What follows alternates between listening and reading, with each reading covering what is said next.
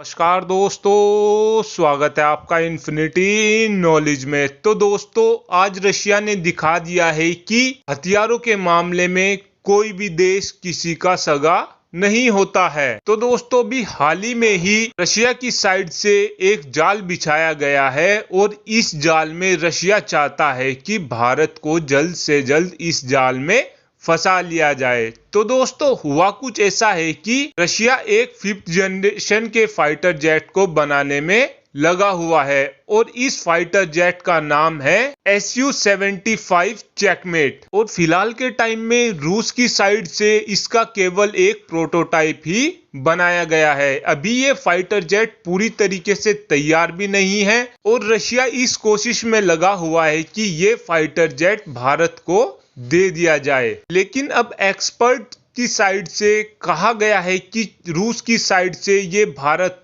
के लिए जाल बिछाया जा रहा है। तो दोस्तों, फिलहाल के टाइम में भारत रशिया के हथियार नहीं खरीद रहा है। उसका सीधा सा रीजन यह है कि रशिया जो भी हथियार भारत को देता है वही सेम टू सेम चाइना को दे देता है, जिस वजह से भारत को किसी भी हथियार को लेकर एज नहीं मिलती है। लेकिन अब रशिया इस कोशिश में लगा हुआ है कि वो बिना किसी पैसे को खर्च करे और अपना फाइटर जेट बना ले। रशिया फिलहाल के टाइम में ये सोच रहा है कि Su-35 चेकमेट के प्रोटोटाइप को भारत को दिखाया जाए और फिर भारत से Su-35 चेकमेट के कुछ ऑर्डर 100 की संख्या में लगभग ले लिए जाएं और रशिया की साइड से भारत को ये 40 से 50 मिलियन डॉलर में ही ऑफर किया जा रहा है। लेकिन दोस्तों, 40-50 मिलियन डॉलर में तो एक अच्छा 4th जनरेशन का फाइटर जेट भी नहीं आता है। तो रशिया ऐसा कैसे कर सकता है? तो दोस्तों, रशिया ने ये प्लानिंग की है कि भारत से कुछ पैसे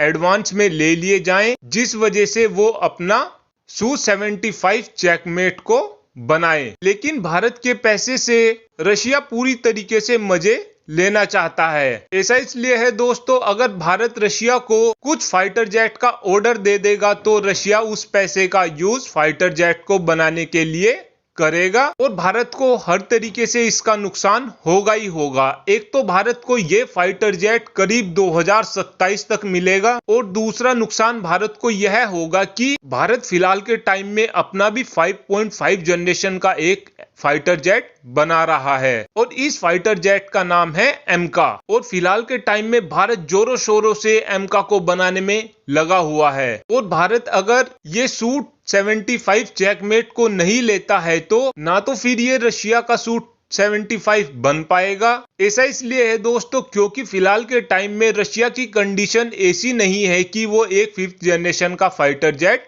बना ले। ऐसा इसलिए है दोस्तों, क्योंकि एक 5th जनरेशन के फाइटर जेट को बनाने में चाइना के भी पसीने निकल गए थे और उधर अगर अमेरिका की बात करें तो अमेरिका ने भी ये लाख कोशिशों को करने के बाद 5th जनरेशन का फाइटर जेट बनाया था। और अमेरिका और चाइना ने दोनों के दोनों देशों ने इस फाइटर जेट को बनाने के लिए पैसे को पानी की तरह बहा था। लेकिन फिलहाल के टाइम में रूस की कंडीशन ऐसी नहीं है कि वो इतना पैसा लगाकर कोई एक फाइटर जेट बना ले। और इससे पहले रूस एक कोशिश और कर चुका है Su-57 को बनाने की और रूस की साइड से ये कहा जाता है कि Su-57 एक स्टेल्थ फाइटर जेट है, लेकिन ये ना तो एक स्टेल्थ फाइटर जेट है और ना ही किसी काम का फाइटर जेट है। इसे बनाने में रशिया का पूरे तरीके से पैसा डूब गया था। लेकिन Su-75 के चलते रूस ये चाहता है कि लॉन्ग टर्म में भी इसका फायदा खुद उठाए। ऐसा इसलिए है दोस्तों, क्योंकि भारत के लगाए हुए पैसे से तो रूस अपना Su-75 बना लेगा और इसमें भारत का कुछ भी नहीं होगा। ना तो रशिया इसकी कोई भी टेक्नोलॉजी भारत को ट्रांसफर करेगा, जबकि सारा का सारा पैसा तो भारत लगाएगा। और आने वाले टाइम में अगर भारत इस डील को मंजूरी भी दे देता है तो भारत को इंजन और स्पेयर पार्ट तो फिर भी रशिया से खरीदने होंगे, जिस वजह से लॉन्ग टर्म में भी ये भारत के लिए घाटे का सौदा होने वाला है। और आज रशिया के इस मूव से पता चल गया है कि कोई भी देश ये नहीं चाहेगा कि भारत उनसे आगे निकले। इससे बेहतर यह होगा कि भारत Su-75 को लेने के बारे में बिल्कुल भी ना सोचे और अपने एमका पर लगातार काम करता रहे। दोस्तों आने वाले टाइम में रशिया अगर Su-75 चेकमेट को बना भी लेता है तो जब इसका कंपैरिजन भारत के एमका से होगा तो भारतीय एमका हर कंडीशन में Su-75 को पछाड़ कर रख देगा। Thanks for watching this video. Have a good day.